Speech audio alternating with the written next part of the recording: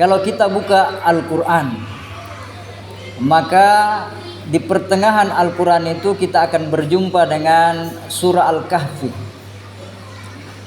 Surah Al-Kahfi ini menceritakan tentang 7 pemuda yang beriman kepada Allah Subhanahu wa taala, yang berupaya mempertahankan imannya meskipun dia dikejar-kejar, ingin dibunuh, ingin ditangkap oleh raja yang zalim yang berkuasa pada saat itu. Pemuda ini menyelamatkan imannya sampailah dia bersembunyi di sebuah gua. Ini diabadikan oleh Allah Subhanahu wa taala, innahum fityatun amanu bi rabbihim. Sesungguhnya mereka pemuda Kahfi ini, fityatun adalah pemuda amanu bi rabbihim, mereka beriman kepada Tuhan mereka. Wazidnahum huda, dan kami tambahkan hidayah kami kepada mereka. Begitu juga Rasulullah sallallahu alaihi wasallam, di awal kerasulannya Rasulullah sallallahu alaihi wasallam, beliau didampingi oleh banyak pemuda-pemuda yang usianya masih belasan tahun. Ada Ali bin Abi Thalib, ada Abdullah bin Umar, ada Abdullah bin Abbas, ada Salman Al-Farisi, ada Anas bin Malik, dan banyak lagi sahabat-sahabat yang usianya masih belasan tahun, yang tumbuh berkembang bersama turunnya wahyu. Maka tidak heran setelah wafatnya Rasulullah, yang pada saat itu Islam hanya berada di Jazirah Arab, tetapi setelah wafatnya Rasulullah, maka Islam sampai ke Afrika, Islam sampai ke Eropa, bahkan Islam sampai ke Asia dan ke seluruh penjuru dunia. Kenapa? Karena dikembangkan oleh generasi-generasi yang masih muda. Jamaah tarawih rahimakumullah. Ada seorang pemuda yang hidup di zamannya Rasulullah sallallahu alaihi wasallam. Kana syabun ala ahdi Rasulillah sallallahu alaihi wasallam yatalabbasu wa yatazayyanu. Pemuda ini sehari-hari habis waktunya dia gunakan hanya untuk jalan-jalan, memperbaiki penampilannya. Karena namanya anak muda itu selalu mengikuti tren. Mulai dari merek sandal, model sepatu, model merek baju, sampai kepada potongan rambut. Sejak dulu anak muda itu cenderung menggandrungi apa yang tren pada saat itu, termasuk pemuda ini. Falamma mata Rasulullah sallallahu alaihi wasallam, ketika Rasulullah sallallahu alaihi wasallam wafat, syammara fil ibadati, anak muda ini sibuk mendekatkan dirinya kepada Allah dengan banyak beribadah.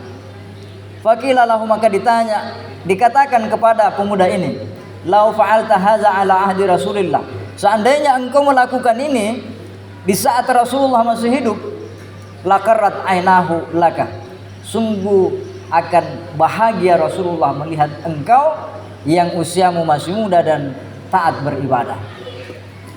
Apa jawaban pemuda ini? Pemuda ini berkata, justru karena Rasulullah telah wafat, maka aku manfaatkan usia mudaku ini untuk mendekatkan diriku kepada Allah.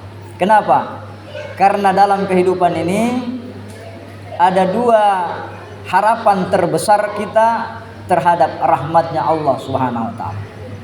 Yang pertama, kata anak muda ini, wa ma kana Allahu liyu'adzibahum wa anta fihim.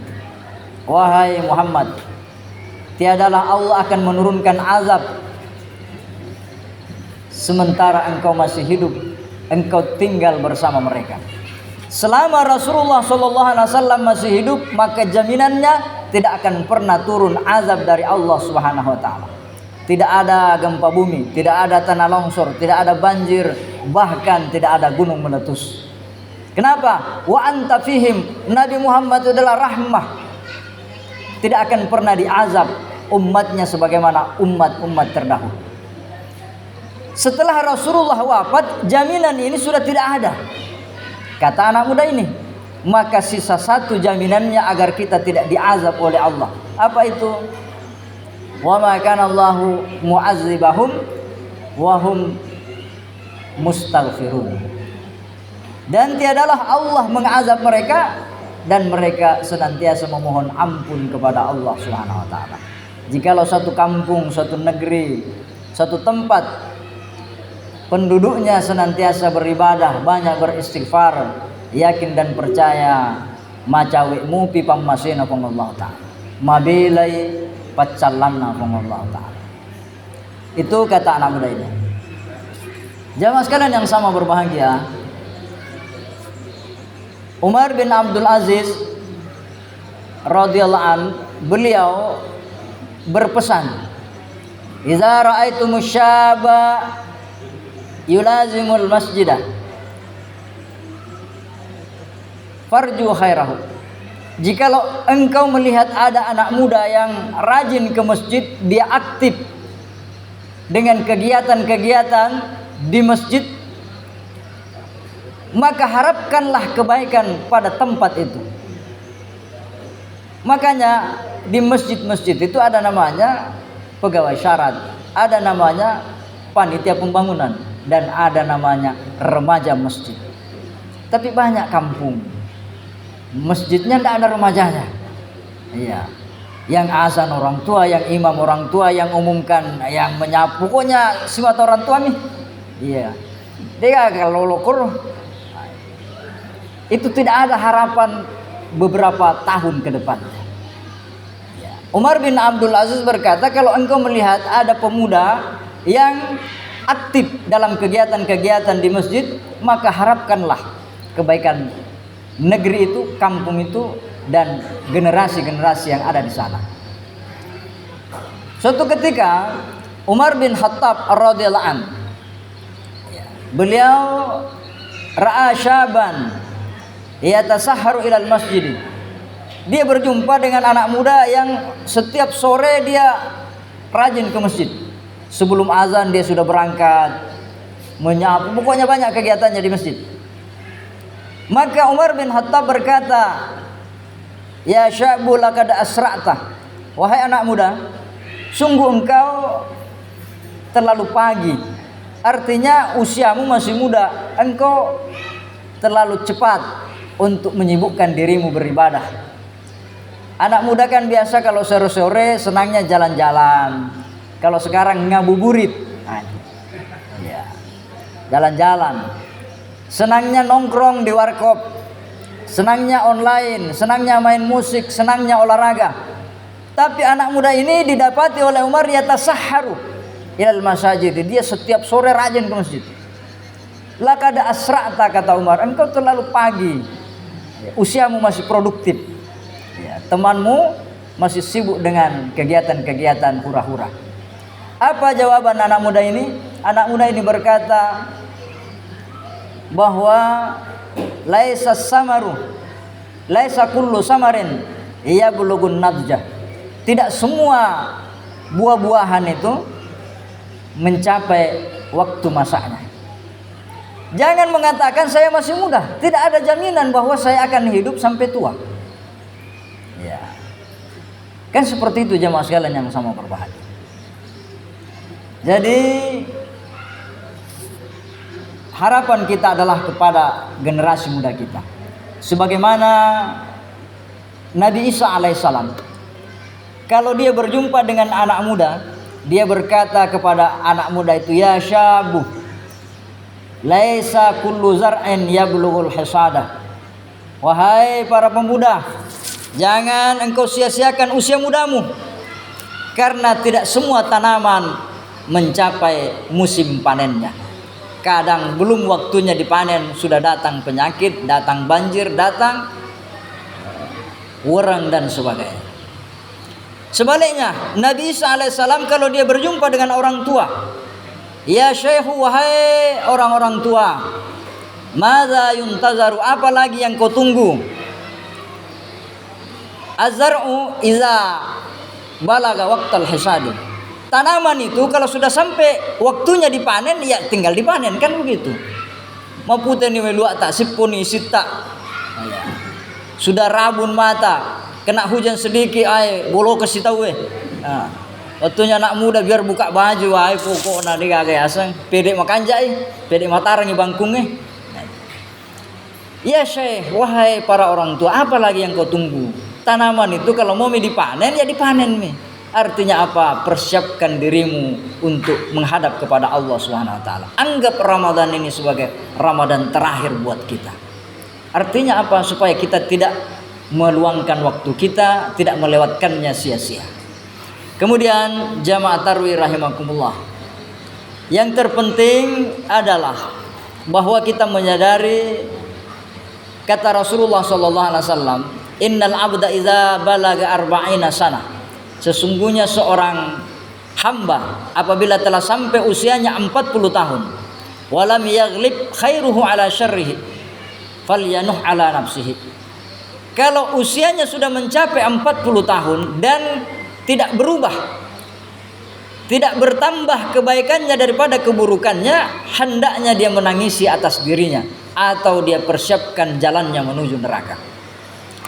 Apa maknanya? 40 tahun itu adalah usia dewasa. Jadi 40 tahun ke bawah itu namanya pemuda. Di Indonesia, negara kita ini terbentuk diawali dengan suatu gebrakan yang luar biasa 1928 oleh para pemuda.